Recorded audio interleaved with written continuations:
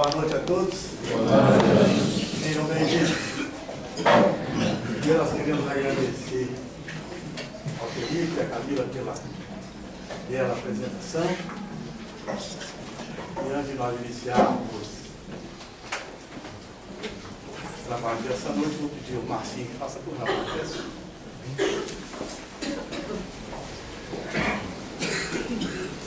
Mestre amado Jesus, nós estamos te agradecendo a oportunidade de termos mais um encontro amigo com o nosso companheiro Emerson, que muito mais do que as palavras que traz para nós nessa noite, é conhecido por todos nós pela sua ação no bem, pela sua obra, junto com a sua mãe, de trabalho aos mais necessitados.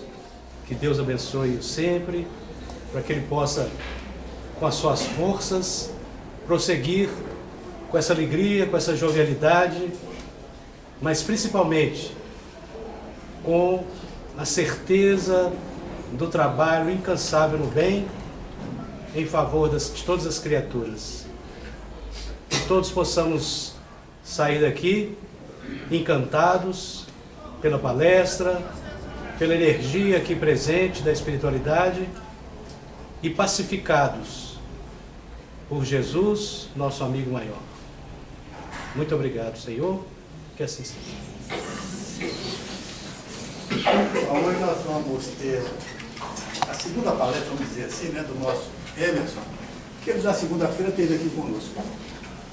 Gostaria de saber que a maioria teve também na segunda-feira aqui, não? Bom, na verdade, na segunda-feira, o Emerson veio trazer para nós aqui um estudo e falou sobre como falar sobre sexo para as crianças. Foi uma palestra muito boa, muito instrutiva, e ele falou muito claro lá, não só para os pais, mas também para os avós, né? Porque hoje os avós têm uma participação muito grande, né? E, inclusive com mais até liberdade entre netos e avós, né? Às vezes é maior do que entre filhos e pais, né? E hoje ele está dando continuidade àquele estudo, só que hoje ele vai falar sobre o enfoque da sexualidade para os jovens e adultos. Falar sobre o Emerson, eu acho que não precisa de maiores predicativos, porque o Marcinho já colocou, o Emerson é psicólogo, educador, evangelizador, trabalhador dentro da doutrina espírita. Ele e junto à mãe dele fazem um trabalho muito bonito no lar na Maria de Nazaré. E, além disso, é um trabalhador na área de educação e evangelização de crianças, vem nos ajudando sobremaneira nessa área da evangelização infantil, e ele veio trazer essa colaboração conosco, para nós, durante essa semana que é dedicada à Semana da Família. Antes de passarmos a palavra a ele, eu só quero lembrar que a Semana da Família, vamos aí até sábado. Amanhã teremos uma palestra a Prata da Casa, né? Vamos dizer assim. O nosso André vai fazer aqui também um estudo junto conosco. E na sexta-feira teremos outra, e no sábado teremos aí uma apresentação musical na parte da manhã, no horário da reunião de paz. Então, para fechando a semana. Lembrando também que durante essa semana, porque no CERA nós temos 3 semanas especiais durante o ano. Que a primeira é a Semana da Família, depois tem uma semana de Kardec e depois, em novembro, a semana de Célia Xavier. Na Semana da Família e na Semana de Célia temos, concomitantemente, a Feira do Livro. E nós estamos tendo agora, então, a Feira do Livro, que, se tiverem oportunidade, depois da palestra, passarem ali naquela sala, do lado ali da entrada, onde tem lá livros da biblioteca e toda a Lavra Espírita, com descontos, né, que atrai realmente, né, em termos financeiros. Então, eu quero colocar, então, o nosso Emerson à vontade, para podermos trabalhar. Muito obrigado. Boa noite, gente. Então hoje a gente vai enfocar a respeito do jovem e a sexualidade, o jovem e o adulto com a sexualidade. A mesma dinâmica da segunda-feira, que a gente abordou sobre a sexualidade infantil. Se vocês tiverem dúvidas, quiserem perguntar, o trabalho é o mesmo, ok? Eu fiz uma pergunta na segunda-feira e deixei aqueles que vieram com essa pergunta para a gente começar a partir dela. Qual foi a pergunta? Quando o jovem deve iniciar a vida sexual? Quando que o jovem deve iniciar a sua vida sexual? A partir de quando? 10 anos. 10 anos de idade. Da transformação da puberdade. Esse aí já começou lá atrás. Qual é a idade que o jovem começa a sua vida na sexualidade? Ou, aliás, no envolvimento sexual? Separando a sexualidade do ato sexual, eu acredito que no momento em que ele nasce, ele já começa a ter um contato oral com o seio materno. Aí você está me falando da sexualidade e desse contato com a mãe. Mas aí agora eu quero jovem mesmo. 11 anos, 12, 18, 28, 35, 72. Depende de vocês. Enquanto a gente pensa nessa resposta, nós vamos colocar aqui uma frase do André Luiz, quando ele coloca para nós assim: não assuma deveres afetivos que você não possa ou não queira sustentar. Não assuma deveres afetivos que você não possa ou não queira sustentar. Aqui já é um convite a pensarmos nessa pergunta. Em qual momento que eles devem iniciar a vida sexual deles? Que eu era que nem um botão de flor que todos queriam colher, mas que eu fizesse só quando eu quisesse e quando eu fosse responsável para aguentar as consequências dos meus atos. Quando você fosse responsável para dar conta das consequências, ou seja, aguarde o seu momento por você. Isso, quando eu quisesse. Então, quando você quisesse. Então, eu vou fazer o seguinte. Eu vou colocar aqui o que é importante na hora de iniciar. Quem está lá atrás está me ouvindo?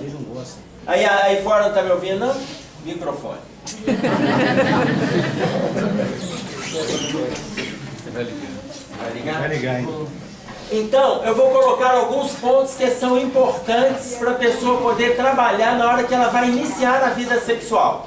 É muito comum, quando a gente pergunta isso para os pais ou para os próprios jovens, o que precisa? Eles respondem assim: maturidade.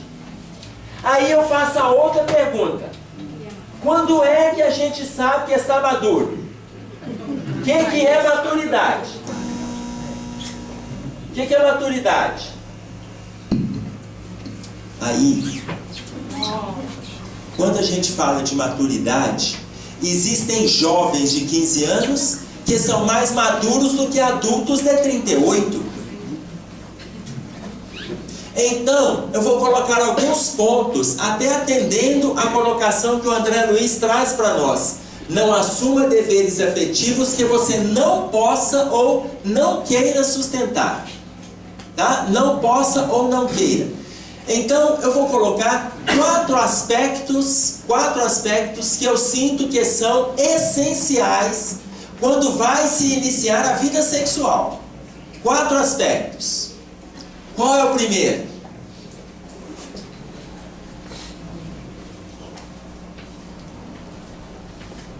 Quatro aspectos antes de iniciar a vida sexual. Qual o primeiro? Desejo, não vou nem falar, porque isso aí... Começar uma vida sexual sem desejo, Deus que me livre e guarde. Amor. Amor, eu coloco amor em terceiro lugar. E não em primeiro. Em terceiro, amor.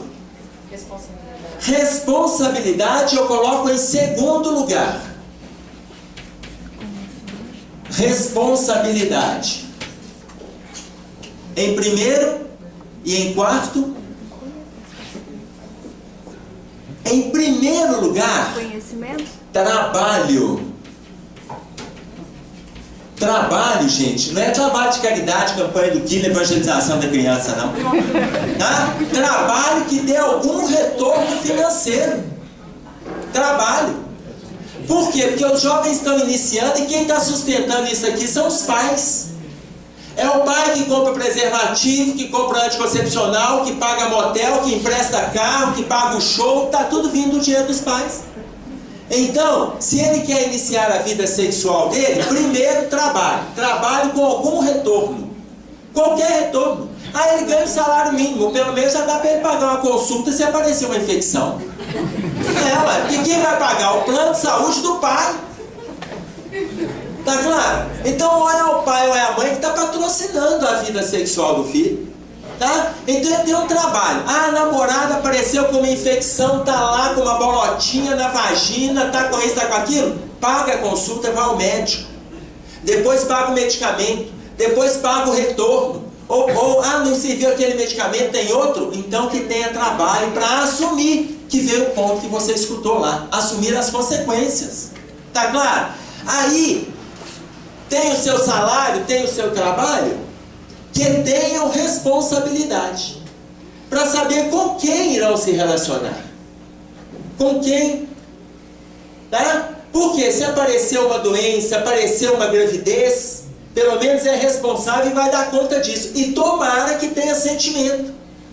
Porque é muito comum aparecer uma infecção, aparecer um mal-estar, e aí eu não te amo mais, eu não gosto mais, não quero mais te ver. Então cadê o sentimento?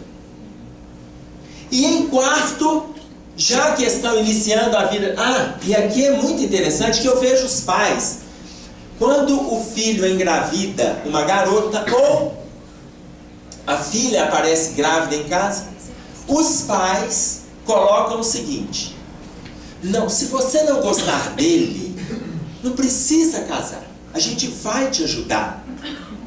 Ou então o pai dele fala assim: se você não gostar dela, meu filho, não precisa casar com ela, assume o filho, etc e tal. Eu costumo colocar para os jovens o seguinte: o que os jovens estão fazendo hoje?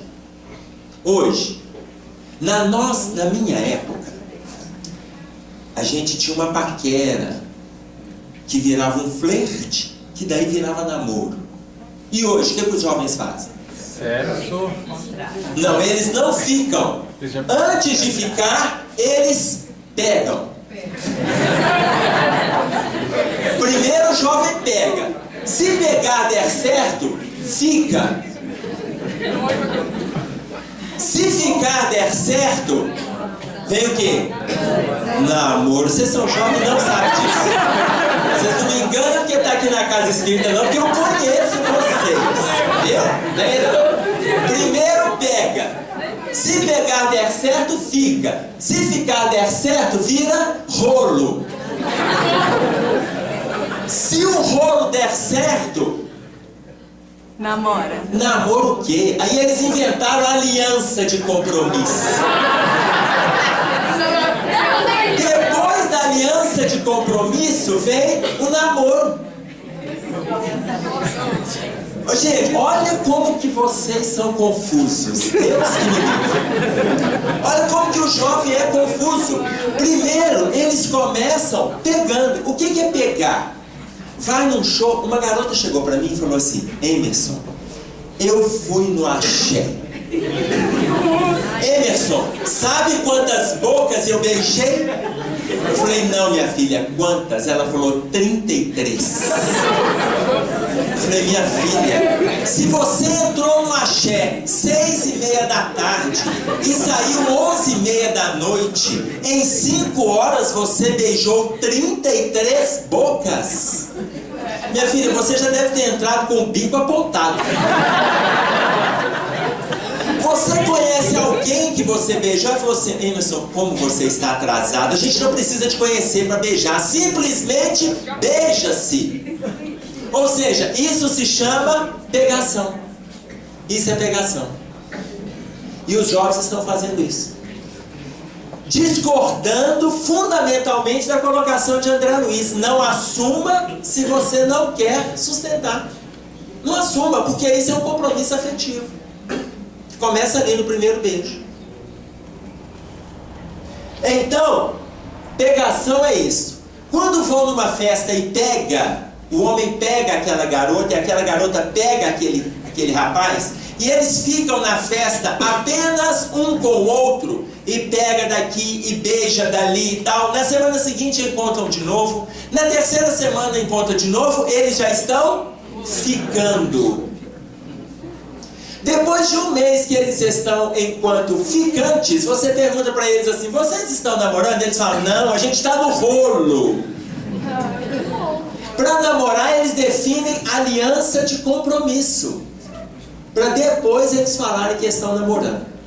Então, quando engravida, voltando para o lado de cá, o pai chega e fala assim: cala a boca. Não, jovem é assim, gente. Aqui, o pai chega: ô meu filho, você não precisa de assumir. Se você não gostar, ou a mãe não precisa, se você não... Eu falo para os pais, falo para os jovens, eu falo: transaram. Por que transaram sem esses princípios aqui? Antes disso, se não gosta daquela garota ou daquele rapaz, se não gosta, de jeito nenhum, não pega. Mas se pegou e não gosta, não fica. Mas se ficar e não gosta, não rola. Mas se rolar e não gosta, não namora. Mas se namorar e não gostar, não transa. Mas se transar e engravidar, assume. Assume. Porque teve todas as chances para não assumir, para não fazer. E aí eles não aguentam. Porque os hormônios estão à flor da pele. Ainda usa até a frase de Jesus: a carne é fraca. E ainda coloca Jesus no meio do problema ainda. Tá claro? Ou seja, se não é para assumir, aí quando os pais, mas e quando os pais falam, eu coloco para os jovens não aprofundarem no envolvimento, ou se aprofundarem, assumam. Quando os pais chegam e falam para a jovem: minha filha, primeiro aquele desespero, engravidou, aquela loucura, e briga, e acha ruim, e tal, e vai assim nos primeiros meses e tal, depois começa a acompanhar. Depois, quando nasce o netinho, ele é a graça da casa. E aí a atenção está toda focada para ele. Eu não discordo. Mas aquela mãe tem que assumir o neto. Ou o filho. E não a avó. O pai tem que assumir. A Joana de Ângeles tem cobrado isso. Tem um livro, está finalizando a psicografia, o Divaldo, onde a Joana de Ângeles chama a atenção dos avós para não assumirem a educação dos netos. Isso é responsabilidade dos filhos. O nosso papel, a hora que eu for avô, o meu papel é só avô. Já eduquei os filhos. E o avô? O avô pode contribuir na educação, mas não se responsabilizar pela educação. Os filhos estão entregando a educação dos próprios filhos para os pais deles. E os avós começam a educar os garotos. Acabou a fase de amamentação, agora porque tem que trabalhar, porque tem que estudar, passa o dia inteiro trabalhando, à noite estudando, sai de casa às 6 horas da manhã, volta quase meia-noite, mas foi teu filho. Quem está cuidando desse menino? 18 horas fora? Por isso que fica fácil, né, Emerson? Não, aí está transferindo a responsabilidade. Então eu coloco esses aspectos essenciais para a relação sexual. Mas tem o quarto item, né? Vocês estão doidos para saber qual é. Vai se envolver sexualmente que tenha trabalho, responsabilidade, sentimento e local. Aonde que eles vão fazer? Vocês estão rindo, né? Quero saber aonde, pode falar. Aonde? A modernidade hoje fala na casa dele mesmo, que eu acho um absurdo. Na casa dos pais. Ok. Como eu disse para vocês, eu sempre indico nesses temas de família o livro Desafios da Educação, da psicografia de Raul Teixeira, sob orientação do espírito de Camilo. E ainda peço aos lares, às famílias, que adotem esse livro no culto no lar. São 85 perguntas e respostas que a gente não precisa ter pressa. Tá? Não precisamos ter pressa. Uma delas é essa. Aonde que eles vão fazer? Será correto o procedimento de pais liberais que deixam seus filhos dormirem com seus namorados ou namoradas nas dependências da própria casa? É a pergunta de número 55 deste livro. É o Raul Teixeira perguntando para o espírito de Camilo: é correto o procedimento dos pais liberais que permitem que seus filhos transem com namorados ou namoradas nas dependências da própria casa? Não? Não é certo.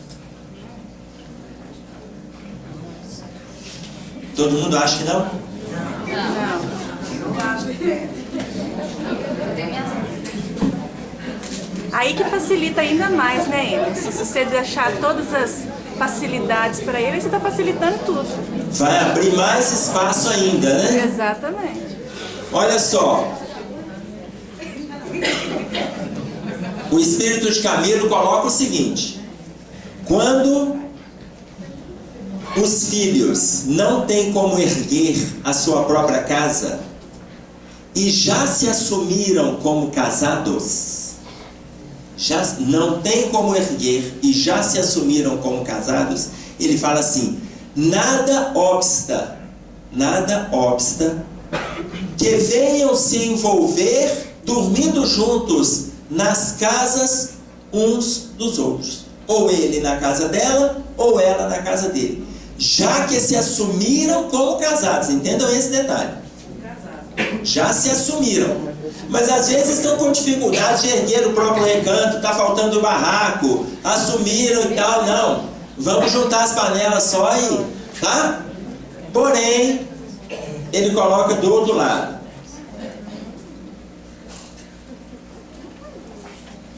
porém, quando é feito pelo prazer simplesmente, da aventura mais barata, a situação muda de figura. Claro que os pais não têm como impedir que os filhos estejam envolvidos nessa situação. Porque muitas vezes os pais viajam e confiam que os filhos e tal, não, pela educação que eu dei e tal. Mas viaja, o filho faz uma festa dentro de casa e apronta, e traz a namorada ou traz o namorado, e ali ele se envolve, não sei o que e tal. Quando volta, está tudo ótimo. Então, quando ele fala os pais não têm como impedir, por quê? Porque a gente confia na educação que a gente deu. Mas aí a gente vai confiar na educação, você não vai ficar vigiando. Tá claro? Confia. Então ele coloca os pais não tem como impedir. Mas concordar, ou seja, abrir o seu lar para facilitar esses conúbios, esses encontros, seja em nome dos modernismos ou de avanços sociais, não deixará de configurar um regime doméstico de prostituição. Olha a fala do espírito de Camilo: abrir a sua casa para que eles se envolvem e transem, você está abrindo a sua casa para um regime doméstico de prostituição. Então, quando eu falo de maturidade, eu coloco maturidade, o que é? Isto aqui é maturidade.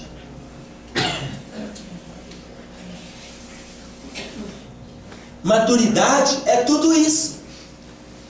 É onde tem trabalho, responsabilidade, sentimento, e você vai escolher o local. E o casal é que sabe. Dúvida? Vocês estão com medo? Oi, Emerson, pergunto eu, todo mundo usa como justificativa que é melhor fazer aqui do que o risco na rua, que lá no motel, lá no trânsito. E aí? Melhor fazer em casa, porque lá fora está muito perigoso. Isso. A vida está perigosa, não está? Me falaram, eu estive no colégio em Belo Horizonte, me falaram, um pai lá me perguntou isso: mas é melhor liberar a nossa casa. Eu não estava, eu estava num colégio católico, tá? E aí o pai chegou e fez essa colocação, e eu discuti isso com os pais sem levar que eu estava tirando essas observações do livro espírita. Mas fui discutindo isso com os pais, e essa foi uma das colocações que o pai fez para mim. E aí uma mãe falou assim: na minha casa mesmo eu permito, porque está muito perigoso. Está muito perigoso. Eu vou permitir que vá no motel, eu vou permitir que eles façam dentro do carro, está muito perigoso. Aí eu deixei uma pergunta para o pessoal. O que está perigoso não é o transar fora de casa, não. Está perigoso viver. Porque se eu libero para que façam na minha casa, então provavelmente meus filhos não estudam em nenhum colégio, que eu contrato os professores para vir para minha casa. Eles não vão no jogo de futebol no estádio, eu chamo os jogadores para minha casa. Eles não vão no show, eu contrato o cantor. Porque o que está perigoso não é isso, gente. Está perigoso viver. Você nasceu, você está correndo risco. Qual o risco que você corre? De morrer. Para nós que somos reencarnacionistas, morrer, a gente morre todo dia um pouco, você dorme, você já está à beira da morte. Você não vê se nem acorde amanhã. É melhor que não acordar e vai falar que Cabeludo falou na palestra que eu ia morrer essa noite. Falei mesmo. Tá certo? Por quê? Porque, a bem da verdade, para nós que somos reencarnacionistas, a gente vem para a Terra para correr risco, para trabalhar, para estudar, para aprender, para crescer, para se vigiar, para se disciplinar. Então, liberar a nossa casa é abrir para o regime doméstico de prostituição, na fala do Camilo. Eu escrevendo a respeito deste tema, para um jornal, eu coloco até não de prostituição, mas eu coloquei ali como um regime doméstico de promiscuidade. Os jovens começando a se envolver sexualmente com 15, 17, 18 anos. Quando eles resolvem se casar com 29, 33, eles já tiveram, dos 17, 18 anos, aproximadamente 20, 25 parceiros. Isso é promiscuidade. Não é necessariamente uma prostituição. Porque hoje até a prostituição ela é um trabalho. Mas isso é promiscuidade. Aí, então não está liberada a casa. Não liberou a casa, nem dele nem dela. Os pais não liberaram, não. Onde é que vai? Para onde que eles vão? Hein? Motel. Mas no motel não é perigoso, não? Não sei se no motel é perigoso. Vamos ver? Sei não. Essa pergunta sobre o motel está nesse livro, Desafios da Educação. Como encarar o hábito dos casais que utilizam os motéis para suas práticas sexuais. Gente, esse livro é um show, né não? É um show. Aí vão ver a alternativa do motel. O que fazer? Como encarar o hábito dos casais que utilizam os motéis para suas práticas sexuais? O que acontece no motel? Tá. Tranquilo, né? Cheio Os obsessores estão lá, mas você não é vidente. Mas eu vi no livro. Ah, você leu no livro, então. Os desencarnados estão lá. Quais desencarnados? Os ligados ao sexo. Aqueles que desencarnaram viciados no sexo. Tem casais que saem do motel, e aí nós vamos ver essa colocação na resposta, saem do motel insatisfeitos com o envolvimento sexual. Às vezes um está satisfeito e o outro não. Aí o que o Camilo responde para nós? Eles não estavam percebendo que estavam contando com entidades fazendo sexo coletivo. Fazendo sexo coletivo. Porque ali é o habitat natural dos obsessores. Eles desencarnaram vinculados no sexo. Para onde que eles vão? Eles vão para os lares desequilibrados, ou para os motéis, ou para os prostíbulos, para eles se saciarem. E aí o casal entrou para o motel, na hora que eles começam a se envolver, os obsessores estão lá. Tem uma experiência interessante que um casal, uma senhora chegou para mim e ela falou assim: meu marido queria comemorar o nosso aniversário de casamento no motel. O marido dela é católico, trabalhador na igreja, ela é espírita, envolvida com a casa espírita, trabalhadora, aonde os dois têm anos de casado, mas isso não é ponto de divergência entre eles. E aí ele queria ir para o motel e ela não queria, ela com a mediunidade afloradíssima. E aí ele insistiu e ela falou que não, ele insistiu de novo e tal, e ela foi. Quando ela foi para o motel, Na hora que ele estava fechando a porta do quarto do motel, a hora que ela começou a desabotoar a blusa dela, ela começou a ver as entidades que estavam se aproximando dela. E ela começou a ver entidades completamente doentes, deformadas, com genitálias expostas, verminosas, saindo das genitálias, saindo da boca. E ela começou a ver como que eles estavam doentes. E esses espíritos se aproximaram dela. Quando começaram a se aproximar dela, ela foi fechando a blusa, pegou o marido dela, foi até a porta, pegou ele pelo ombro, jogou ele para a lateral, abriu a porta, saiu correndo do pátio do motel e o marido saiu correndo atrás dela. Saiu correndo atrás, a hora que ela parou de correr, ele falou: o que é, mulher? O que aconteceu? Ela falou assim: você não vê, mas eu vejo. Eu estou vendo os obsessores que estão lá dentro, eu não consigo. Eles pegaram o carro e foram embora. Foi a noite de aniversário deles. Foi a noite de aniversário. Tá claro? Porque ela começou a ver as entidades que estavam ali. Então o motel também não é o lugar. Bom, aí eu pergunto para vocês: aonde, pelo amor de Deus? Os jovens estão aqui. Eles estão assim: mas não é possível que não seja a resposta desse homem. Eles estão aqui querendo saber. E aí eu vou perguntar para vocês: e agora? Em casa papai não deixa, mamãe não deixa. Não tem o que fazer, porque tem que ter trabalho, responsabilidade. Não tem o que fazer. Então, se ele não estiver trabalhando, nem responsável, nem e ele estiver com 38 anos, não pode fazer. Não pode fazer, não pode. Eu estava no encontro de jovens. E aí um jovem perguntou assim para mim: ô Emerson, mas aí tá difícil demais pra gente. Devia ter uns 200 jovens no encontro. Emerson, aí tá difícil demais, porque você, olha o que você tá colocando pra gente. Quer dizer, a gente passa por isso tudo aqui. Na hora que a gente acha que a gente está amando profundamente, que a gente quer se envolver, aí você fala: a gente tem que ter trabalho, tem que ser responsável e ainda tem que escolher o lugar. Não pode ser na casa dos pais, não pode ser no motel. Eu falei: tem um motel. Matinho ali, né? Tem uns que fazem no carro. Agora, tudo é perigoso? Tudo é perigoso. Tudo é perigoso. Então, o Emerson, aí eles me perguntaram: o que a gente vai fazer?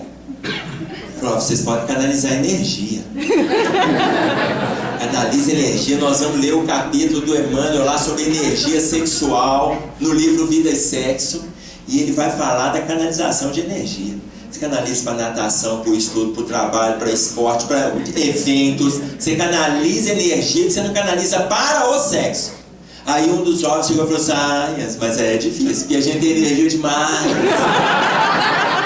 Se eu faço atividade demais, mas a minha energia tá bombando. Aí ele mesmo pegou e falou assim: então se eu for com a minha namorada, eu vou com ela, a gente vai, por exemplo, para um motel e faz um culto no lar. Abre o Evangelho segundo o Espiritismo, uma obra do Emmanuel. Olha, se fizer o culto no lar, eu acredito que os espíritos que estão por ali, eles não tem nada a fazer, eles vão esperar você começar aquela leitura lá e comenta, depois faz uma prece para começar, depois outra para terminar, água fluida, joga para trás, joga para o santo. Depois do culto no lar, é pega para capar. Não tem proteção no motel. No motel não tem proteção. Imagina, nós estamos fazendo essa reunião aqui, e aqui na Casa Espírita nós estamos debaixo de uma proteção incomensurável. Façamos essa reunião no barzinho aqui na Platina. Não tem proteção, não. A gente vai ser vitimado pelos processos perniciosos de influenciação que eles vão exercer sobre nós. Aqui a gente faz brincadeira e consegue entender dentro do movimento da seriedade do tema. Lá a gente faz brincadeira e vai virando chacota, ironia e desgaste. A proteção da Casa Espírita é diferente. Mas o meu mentor vai fazer essa proteção no quarto do motel quando eu fizer o culto? Não. Ali é o habitat natural dos desencarnados. Eu posso rezar o que for, o meu mentor, ele não vai lá para tirar os obsessores. Aí ele vai chegar primeiro, se eu estou indo para lá, ele vai ter que ir na minha frente, limpar o quarto e falar: gente, dá licença que meus pupilos estão chegando aqui, porque eles vão até rezar. Eles não vão fazer isso. Na hora que a gente resolve que a gente vai, eles vão embora e deixa a gente entregue às nossas escolhas. Então não é o lugar. Divaldo Franco, ele coloca para nós que determinados motéis, os proprietários deram a ordem para não lavar os lençóis, porque não está dando tempo de secar para a próxima troca. Tem poucos lençóis, eles tiram. Esse lençol que eles tiraram vai direto para a mesa de passar. Enquanto vem outro lençol novo, porque está chegando outro casal. Aí na hora que o casal chega para aquela roupa de cama, o casal acha que a roupa de cama está limpinha, ela está passada. E aí vem, na hora que sai aquele ali, chega o outro. Próximo. E o Divaldo Franco coloca a falta de higiene. E aí nós estamos falando da higiene física. Imaginem o quadro da falta de higiene espiritual do ambiente. Enfim, aí um outro jovem chegou para mim nesse encontro e falou assim: ô Emerson, pelo amor de Deus, a gente está ficando sem saída demais. Você que viaja muito, você não conhece nenhum motel espírita kardecista, né? Conheço não. Não conheço nenhum motel espírita kardecista. Tá? Então, eu ainda pergunto para vocês: e o local?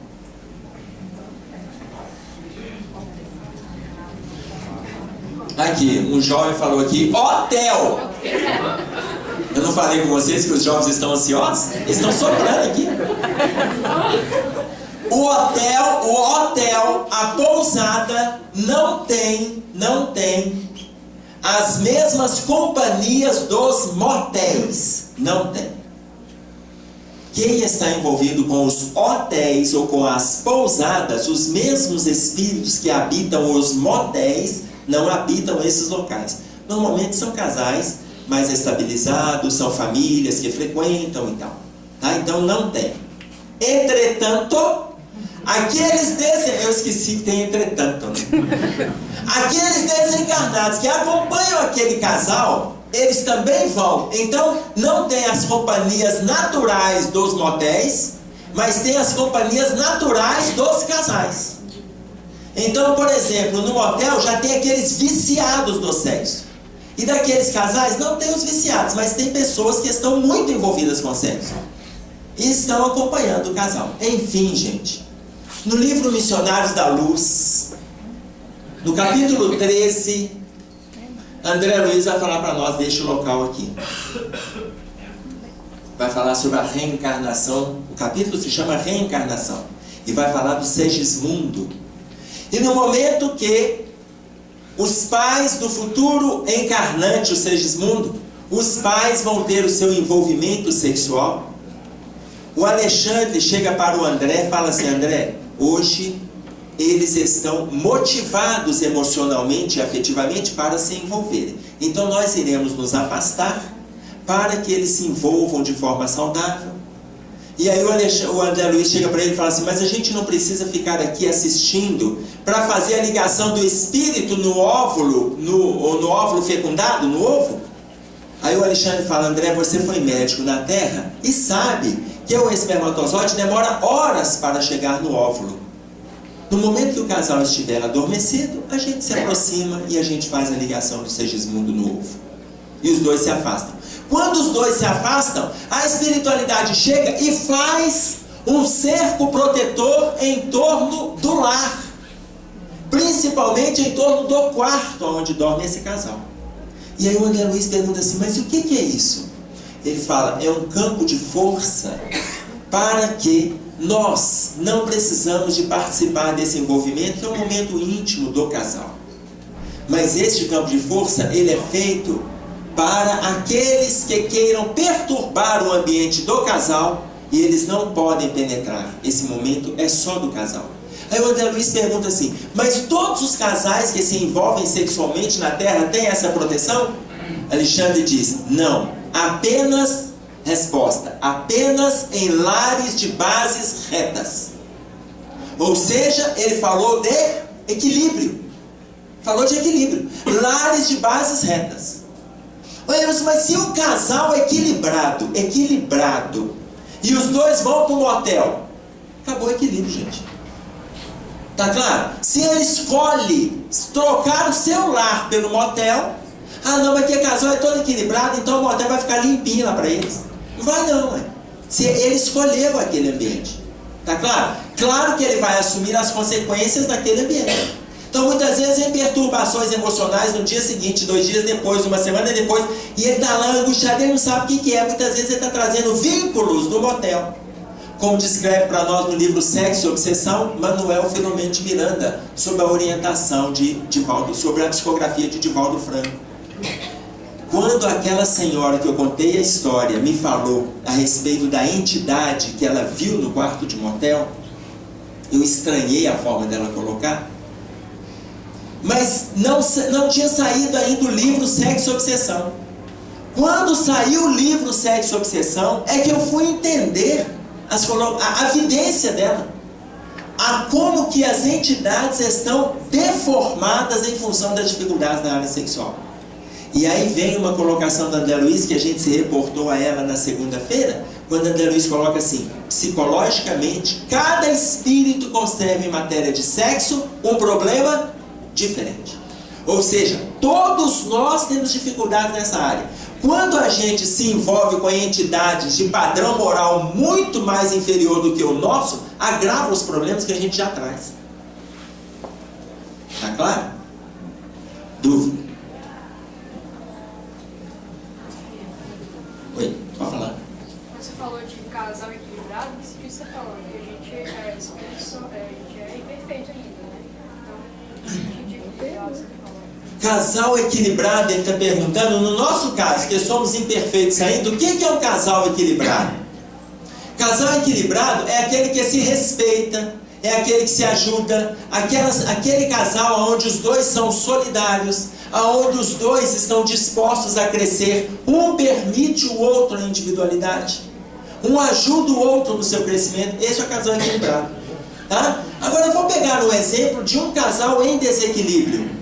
O André Luiz, perguntando para o Alexandre, ele fala assim: se a proteção ela é feita em lares de bases retas, para os casais que estão equilibrados, como que fica o caso daquele casal? Olha o exemplo do André. Aonde a mulher, ela está em casa cuidando dos afazeres, sai, trabalha, volta, cuida dos filhos, cuida do lar, e o marido, ele tem aventuras sexuais. Como que fica a proteção para este lar? Quando ele vem das suas aventuras, ele não traz essas companhias para as suas aventuras? E aí o Alexandre respondeu: traz. Ele traz essas companhias. Mas se essa mulher é uma pessoa digna, ela merece o respeito da espiritualidade. Então, no momento que esse casal vai se envolver, a espiritualidade faz um cerco em torno do casal para que as entidades que o marido trouxe para casa fiquem do lado de fora, para que elas não participem, para que a mulher não seja influenciada por essas entidades. Porém, quando esse marido sai da sua casa, essas entidades vão dando o braço para ele e começa ele a pensar em novas aventuras, graças à sintonia que ele estabelece novamente com essas entidades. Tá claro? Então, quando fala de equilíbrio, são aqueles casais que estão se ajudando no processo de crescimento. E tem um outro detalhe que aí o André Luiz vai colocar para nós. Existem situações aonde determinados encarnados estão se livrando, e aí eu não sei se isso está lá no livro Missionários da Luz mesmo, ou se é no Libertação, nos domínios da mediunidade, quando ele dá a seguinte observação: um homem, ele está saindo do seu lar, e se livrando. Se alguém lembrar qual obra, pode colocar para nós. A hora que ele está saindo do seu lar, ele está assim: não, eu não vou me envolver mais, eu não quero mais relacionamento extraconjugal, eu estou saindo disso, eu não vou continuar. E ele sai convicto, estava se livrando de convite que ele vinha recebendo. E na hora que ele se veste, passa o perfume, sai para trabalhar, a esposa já desconfiada, ela chega e começa a pensar. Ela começa a pensar, aposto que ele vai encontrar com uma vagabunda. E começa a xingar. Aposto que ele vai encontrar com a vagabunda e começa a xingar. E ele se despedindo, ele começa a despedir dela, desvencilhando de encontros extraconjugais. E ela, enquanto ele sai, ela fala, aposto, porque do jeito que ele saiu bem vestido, acho que eu estou sendo enganado, que ele vai trabalhar que nada, sai bem vestido, sai perfumado. Na hora que ela começa a pensar isso a respeito, e ele lutando para se livrar, ela traz as entidades para o convívio com ela, que começam a acionar a mente dele para ele depois voltar a pensar em novas aventuras. Ou seja, aí eu volto na questão do equilíbrio. O equilíbrio é um processo de crescimento dual. Os dois têm que estar no processo de ajuda e autoajuda. Porque ele lutando para sair, ela começa a convidar essas entidades por causa da revolta, do ódio, da antipatia que ela criou por aquela situação. Então, o nosso processo é não pensamento negativo. Tá claro? Oi? Ô, Emerson, tem um caso também, não sei se é dos mensageiros, que tem o casal, ele é médium, não sei se você lembra desse caso. Saindo da reunião mediúnica. Saindo de uma reunião mediúnica e ele carregando. Mas na hora que ele chega na porta da casa dele, como a mulher dele tem merecimento e ela sempre está em oração, eles não deixam que a entidade entre na casa.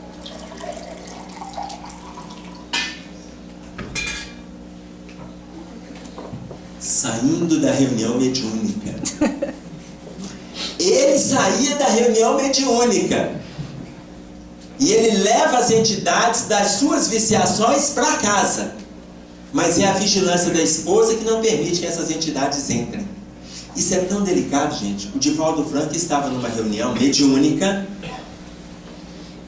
aonde o dirigente da reunião, o Divaldo coloca assim, estávamos numa conversa infrutífera com determinado desencarnado, e depois, quando o dirigente cansou daquela conversa, viu que não estava conseguindo grandes progressos, ele pediu o espírito que se retirasse.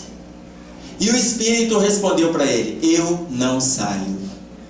E o dirigente, olhando para o encarnado, falando com o espírito, falou para ele, eu te digo que saia deste aparelho. O espírito olhou para ele e falou, eu te digo que eu não saio. E aí ele chegou, se levantou na mesa, em nome de Jesus, eu te peço que saia. Ele falou assim, em nome de Jesus eu fico. E aí o dirigente, não tendo mais o que falar, o espírito olhou para ele e falou assim, aqui, você acha, esse em nome de Jesus, do jeito que você fala aí, eu também falo do lado de cá. Você acha que eu não te conheço, não? Eu sei muito bem por onde você anda quando acaba essa reunião aqui. Eu sei a prostituição que você visita. Eu não vou falar mais, mas eu estou no seu encalço. Eu estou no seu encalço, você não está falando com qualquer um, não? Eu sei por onde você anda, eu sei quais são as suas companhias, eu sei quem que você está atraindo. E você não vem dar onde em nome de Jesus. Isso aí eu também conheço. Esse Jesus aí eu já preguei até falar chega. Do jeito que você prega, eu também preguei. E estou aqui do lado de cá hoje, que vocês chamam de obsessor. Então, eu vou sair, porque eu quero sair. Eu vou embora. Eu vou embora, mas cuidado quando acaba essa reunião, porque eu estou te acompanhando. E o Espírito foi embora. Ou seja, não é nem... Eu estou dando o exemplo da reunião mediúnica, atendendo o mesmo exemplo do livro Os Mensageiros, mas quantas vezes a gente sai de reuniões e as entidades estão ali fora esperando a gente? E a gente começa a entrar numa linha vibratória extremamente perniciosa. E aí caímos nesse envolvimento, chegamos em casa, começamos agressões ou procuramos outras companhias e começam os nossos problemas. Seja na vida física, sexual, seja na internet, na mídia, e a gente vai começando a ler, vai pesquisando, daqui a pouco vai dormir 2 horas da manhã depois da reunião, sendo que a gente acabou de sair de uma casa espírita, tomou passe, se envolveu com o trabalho. Tá claro? Bom, e eu continuo com a dúvida, né? Local. Isso tudo para a gente poder discutir o local. Isso aqui vai depender do casal. Ô Elis, mas se o casal quiser ir para o motel, é a escolha deles. A escolha é deles. Ah, porque os jovens não têm uma casa ainda e tal, então eles vão escolher um motel. São escolhas. Livre-arbítrio. E se for pousada? Livre-arbítrio. Se for hotel também. A escolha é do casal. Existe um local certo? Não. A colocação que o André Luiz traz para nós é: no lar de bases retas, existe um cerco espiritual sobre o casal. No lar de bases retas. Agora, quando o jovem... Aí, por exemplo, a mãe chegou para mim e falou assim: mas eu prefiro a minha casa, porque lá tem culto no lar, tem proteção. Eu tenho um casal de amigos, gente, que eles construíram um barracão nos fundos para os filhos terem seu envolvimento sexual. 3 filhos, 3 jovens, eles fazem agenda. Quem vai levar namorado naquele dia? Eles fazem agenda. Ô, gente, esse casal construiu um motel dentro de casa. Então, fica aí as nossas reflexões. Quer dizer, como que a gente está lidando e como que a gente vai lidar com isso na relação com os nossos filhos, na nossa relação com a nossa esposa, com o nosso marido, né? Quais locais que a gente está frequentando? Tudo bem? Pode falar. E por eles terem feito esse motel dentro de casa, entre aspas, eles vão ser incomodados pelos obsessores no quarto deles, esse casal? Meu filho, eu acho que os obsessores nem saem de lá. Um motel, você faz um culto dentro da sua casa. Ah, não, lá em casa a gente faz o culto. E que culto? Sabe aquele negócio, você termina o culto, depois começa a espancar, tem gente que fala assim: eu gosto de aproveitar o momento do culto, porque depois do culto a gente lava a roupa suja. Você sai do campo da vibração, da proteção, do passe coletivo, da água fluida e começa a xingar, quebrar o pau. Tá no momento do culto, não precisa de pensar em lavar roupa suja, não. Depois, olha, no outro momento, gente, vamos sentar para discutir algumas questões do lar. Tá? Aí o lar tem culto. No fundo faz um quarto para os filhos transarem. Agora, isso normalmente pais fazem de filhos, não fazem de filhas. Tá? Um garoto chegou para mim e falou assim: ô Emerson, fiz 12 anos. Olha o que eu ganhei do meu pai de presente. Ele abriu a carteira dele, um preservativo. Falei assim: meu filho, sua mãe te deu alguma coisa? Me deu. Do outro lado da carteira, outro preservativo. Eu falei assim: mais alguém te deu? Não, minha madrinha abriu o lado da onde ficam as notas, tirou outro preservativo. Ele ganhou 3 preservativos quando ele fez 12 anos. E eu falei assim: meu filho, você ganhou 3 preservativos. Ô Emerson, eu queria até conversar isso com você. Você sabe por quê? Eles me deram preservativo, mas aqui, eu fico pensando assim: como é que eles sabem o tamanho do meu... Pro preservativo, se vai servir ou não? Já sei, meu filho, o tamanho do seu pênis, né? Como é que eles sabem? Aqui, olha, o preservativo, ele é um material elástico. Ele vai se adaptar ao tamanho do pênis, tá? Então, fica tranquilo em relação a isso aí. Vamos conversar um pouco a respeito de sexualidade, atendendo a resposta da pergunta número 13 do livro Desafios da Educação. É responsabilidade de pais e educadores conversar com as crianças e jovens sobre sexo. Vamos trocar uma ideia a respeito disso. Conversamos. Bati papo com ele, igual fizemos aqui na segunda-feira. Chamei os pais para conversar. O pai chegou para conversar comigo uma semana depois. Ele entrou na sala, lá onde eu estava, conversar comigo. Você viu o presente que eu dei pro meu filho? Tá virando homem? Isso, top. Eu falei: senta aí, meu filho, senta. Veio ele e a esposa. E aí eu falei assim: por que o senhor deu preservativo para o seu filho? Emerson, 12 anos. Meu filho, 12 anos, eu não quero ser avô cedo, não.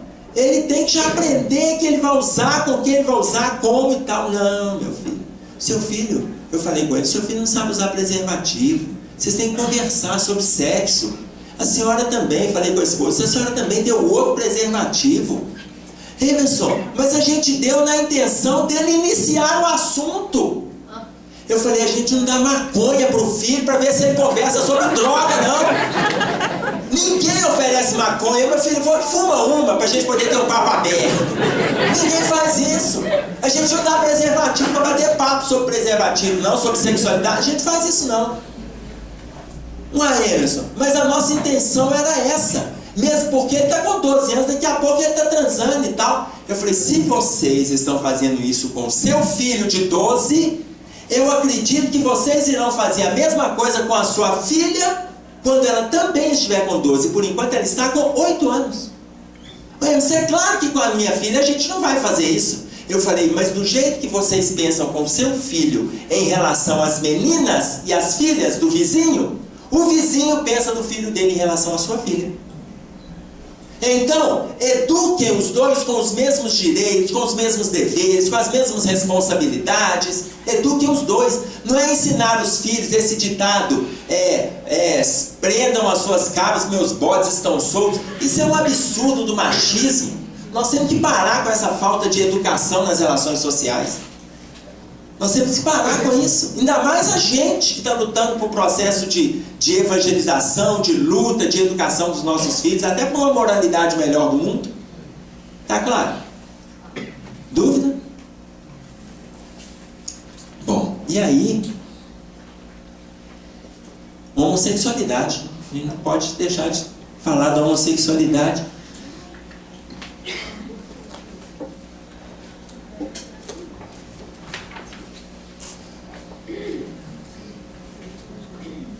Também do livro Desafios da Educação, a pergunta 27. Como nos posicionarmos diante do irmão que apresenta sinais de homossexualidade? Ele apresentando sinais ou atitudes. A nossa participação, ela é de compreensão.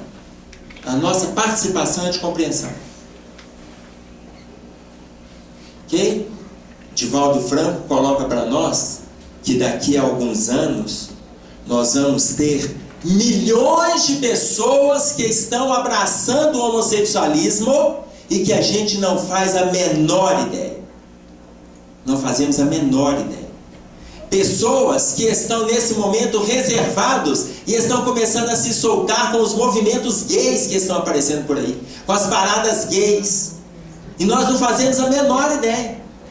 Por quê? Porque na área do sexo todos nós temos dificuldades. Ah, mas o homossexualismo é uma dificuldade?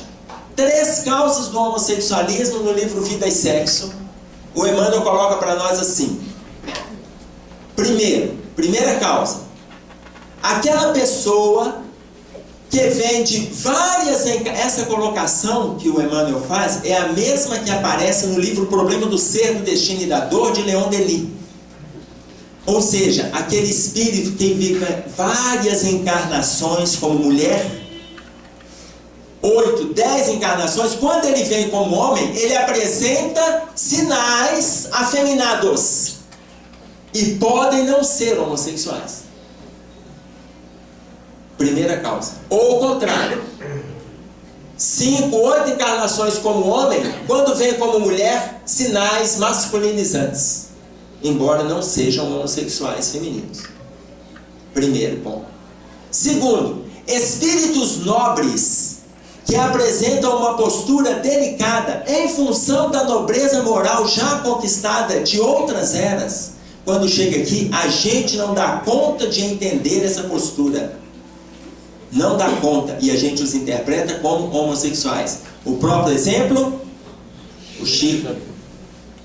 Que lá no filme, quem viu o filme do Chico, o pai o leva para a prostituição para ele poder se iniciar na vida sexual. No livro Lindos Casos do Chico, não é o pai que leva. Alguns amigos o achavam gay e contratam 3 moças para fazê-lo virar homem naquela noite. E eles foram no prostíbulo na manhã seguinte para poder... Não, com essas ele virou homem. Não, essas... Ele saiu daquela gaysice dele. Na hora que eles abrem a porta, ele estava sentado com elas fazendo culto no lar.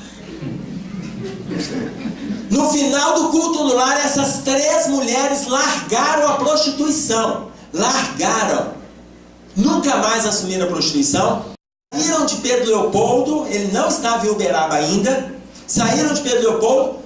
Vieram para Belo Horizonte, cidades vizinhas, começaram a vida delas do zero, começou tudo de novo e ninguém soube mais delas.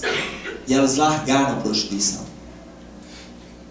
Tá? Então, espíritos nobres que assumem uma vestimenta física numa condição diferenciada.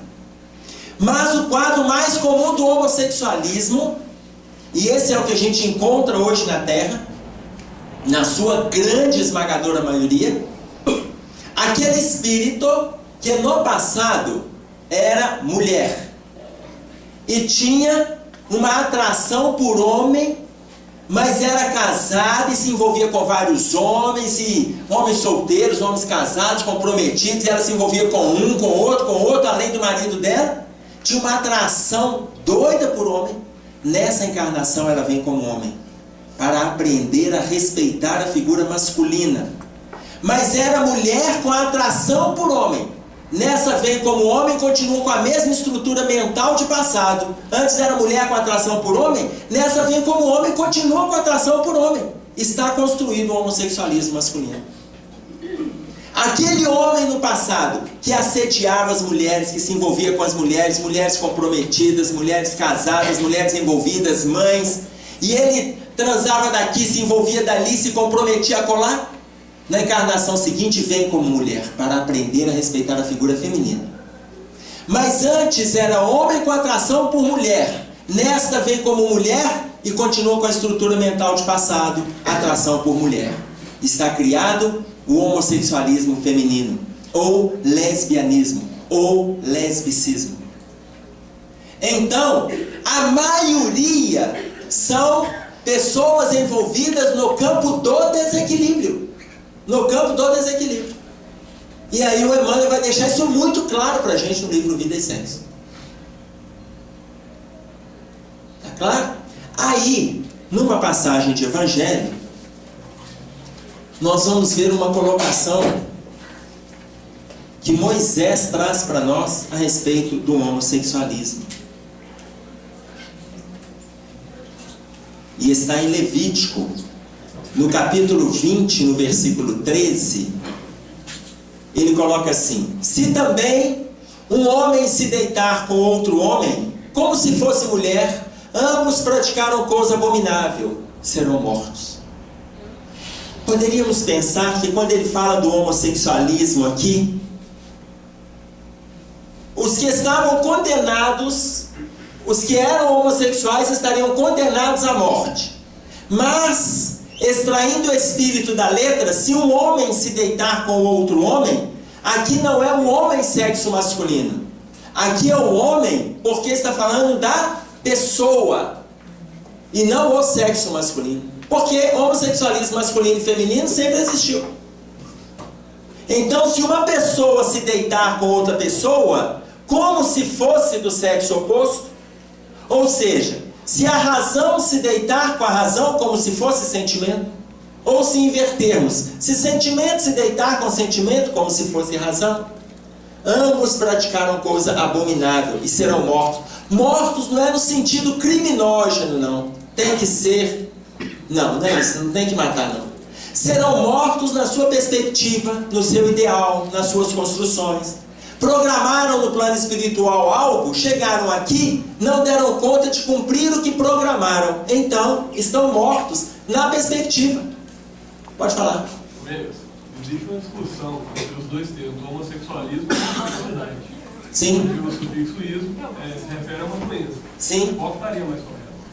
Olha só, a homossexualidade é postura.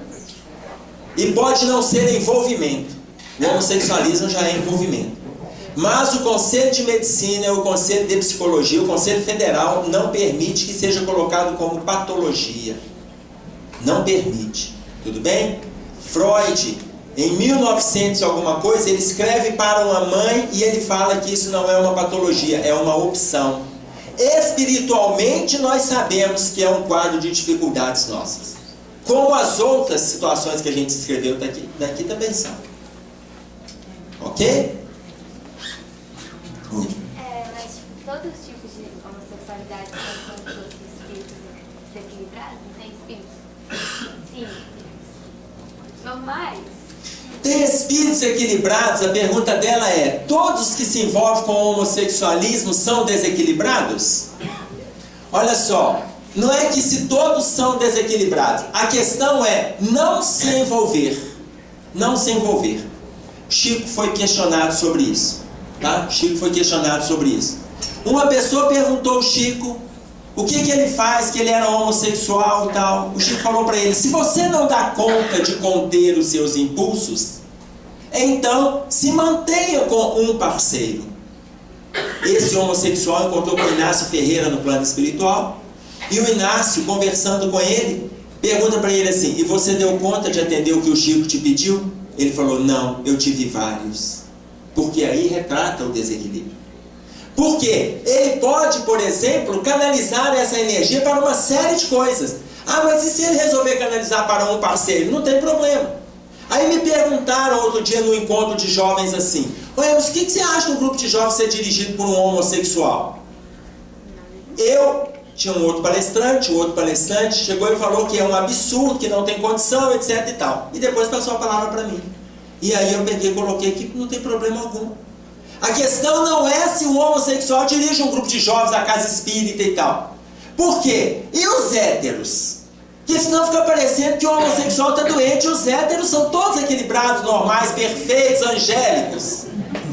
Tá claro? E não são. A questão não é se o homossexual dirige, não é se o hétero dirige. É a questão do equilíbrio. É o exemplo que eu acabei de dar do dirigente da reunião mediúnica envolvido com desequilíbrio, entendeu? Então, se o homossexual, ele está lá, ele é firme na postura dele, ele está lutando para poder reeducar as suas funções, para reeducar as suas posturas, como nós que somos héteros também estamos lutando. Quantos de nós? Se André Luiz coloca que psicologicamente todos temos problemas dessa área, então não importa se é o homo ou se é o hétero. A questão é a luta íntima que a gente está promovendo. Tá claro? E aí, gente, o nosso tempo ali expirou, mas eu ainda preciso fazer mais uma observação.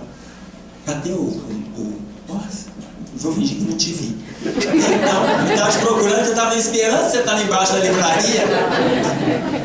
Desculpa eu ter te visto. Mas aí tem uma observação que eu preciso de trazer, que é, por exemplo, o uso do preservativo. Porque o indiscriminado uso da camisinha hoje, ele tem sido colocado como um freio para a AIDS. E a Joana de Ângeles, ela traz uma observação muito interessante sobre o uso do preservativo.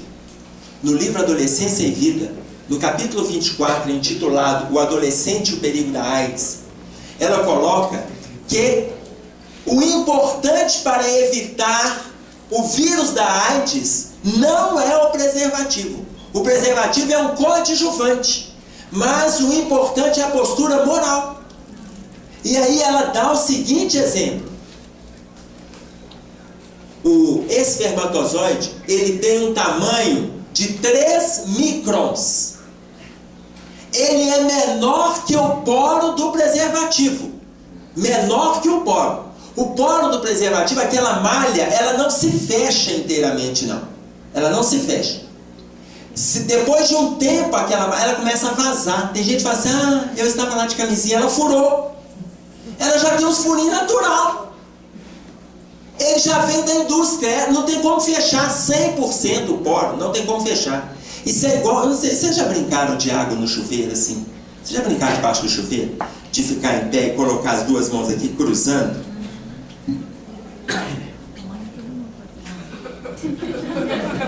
E ficaram assim bobamente, com a mão cruzada, vendo a água cair ali para ver se separa a água. Depois de um tempo ela vai vazando pelas frestas do dedo, não já? Vocês já fizeram isso? Ai, que bom, quando eu vejo as cabeças assim, eu fico vendo que não é só eu que sou doente. E eu gosto de encontrar gente solidária à minha dor. Tá certo? Então, ficaram lá e viram que daí um tempo a água passa por entre a fresta. O poro do preservativo é a mesma coisa. E aí o poro, ele é maior do que o espermatozoide. O espermatozoide tem um tamanho de 3 microns aproximadamente. O vírus da AIDS, ele é aproximadamente 10 vezes menor que o poro. Minto. Ele é 10 vezes menor que o espermatozoide. O vírus da AIDS, ele tem um tamanho aproximado de 0,1 a 0,3 microns. enquanto o espermatozoide tem 3 microns de tamanho e o poro é maior ainda. Ou seja, aí a Joana de Ângeles, neste capítulo, ela fala assim: a possibilidade de contaminação, as possibilidades de contaminação são incontáveis. As possibilidades são incontáveis. Então, o que ela está colocando? A partir de agora está abolido o preservativo. Não é isso não, gente. É reeducação sexual, reeducação afetiva, reeducação moral, reeducação. A proposta é reeducativa. Tá claro? Por quê? Porque se no caso do preservativo em relação à AIDS, como a Secretaria de Saúde estadual, federal, municipal tem feito, o Ministério de Saúde tem feito campanhas do uso do preservativo, a questão principal não é o preservativo, é a sua atitude. Oi. Se for entrar em outros campos de terminologia, pega a hepatite C, que passa pela saliva e não tem cura. A AIDS ainda tem um remédio. E a hepatite C, hepatite B, a boca desses pegadores aí fica tudo uma porcaria danada. Ela está colocando que a boca dos pegadores fica uma porcaria, porque pega tanta doença só com os beijos. E, por exemplo, a hepatite C, que não tem cura, ela pega no beijo. E pelo menos o vírus da AIDS já tem estudos e tem medicamentos que retardam a sua ação. Ainda não é a cura efetiva, mas está retardando a ação. Tá claro? Como diz minha filha, é só beber vodka, só podia jogar ela fora que tá limpa. Piorou. Eu não vou repetir no microfone pra gente não ter problema com a censura. Eu espero que a sua filha esteja sendo evangelizada. Espero. Ainda há tempo. Ainda há tempo, porque se ela está falando, ainda tem discernimento, que é a capeta. Tá certo? Olha só, gente, nós precisamos de trazer essas observações. Eu espero que a gente tenha atendido a demanda da curiosidade. Eu vou deixar uma historinha para ficar aí para as nossas reflexões. O nosso tempo já se expirou. E aí a nossa historinha que vai ficar para a gente fechar é a seguinte: um sacerdote, ele iria para o interior para fazer uma palestra. E foi muito divulgada, foi muito badalada a palestra dele. E quando ele chega no templo para a palestra, havia sentado naquele templo apenas um fiel. E aí ele esperou, passaram-se 10 minutos, 15, 20, ele olhava para o fiel olhava para ele. Embora tenha sido muito badalada, não chegou mais ninguém. Depois de meia hora que ele estava ali esperando, ele olhou para o fiel e falou com o fiel assim: olha, não chegou mais ninguém, eu vou-me embora. Vou-me embora, numa outra época eu volto. O fiel olhou para ele e falou assim: olha, moço, eu vou falar para o senhor uma coisa. Eu não entendo nada desse negócio de palestra não, porque eu sou um vaqueiro. E eu vou te dizer, se eu chamar minhas vacas tudo para poder alimentar, e vier só uma vaquinha, eu acho que é tolice da minha parte se eu guardar aquela comida e deixar aquela vaquinha com fome. O sacerdote pareceu entender o recado daquele fiel. Fez uma pregação para ele de quase 1h30, pareceu ensinar tudo o que ele sabia. No final da palestra, ele perguntou ao fiel se o fiel tinha gostado da palestra. O fiel colocou para ele assim: olha, moço, eu vou te dizer, agora você sabe, eu sou um vaqueiro, eu não entendo nada desse negócio de palestra, mas eu acho que se eu chamar minhas vacas tudo para poder alimentar e vier só uma vaquinha, se eu der para ela toda a comida que eu tiver, também é tolice da minha parte.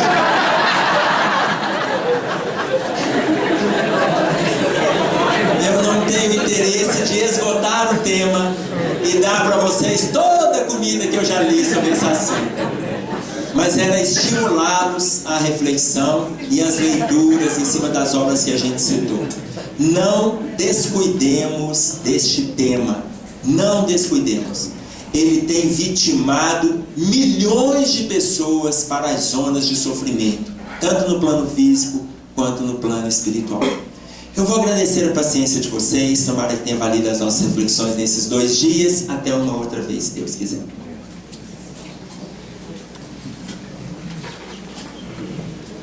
Nós nós só temos que agradecer ao Emerson, né, por essa aula, né?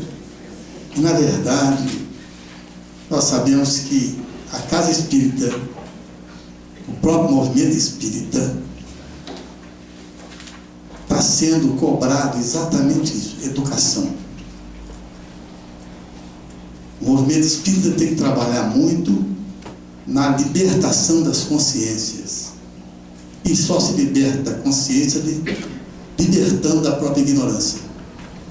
E é o estudo, é as reflexões que nos levam a isso.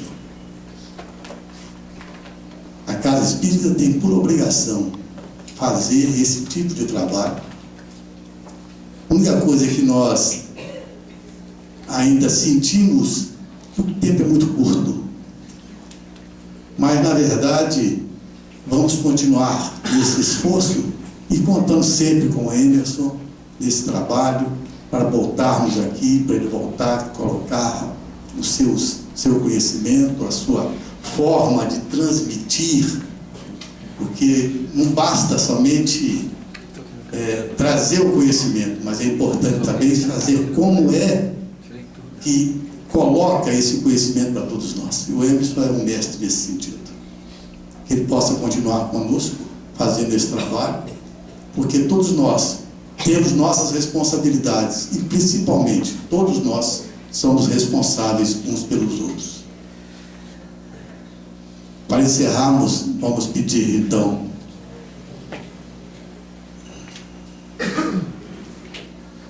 Alcione que faz por nós a prece.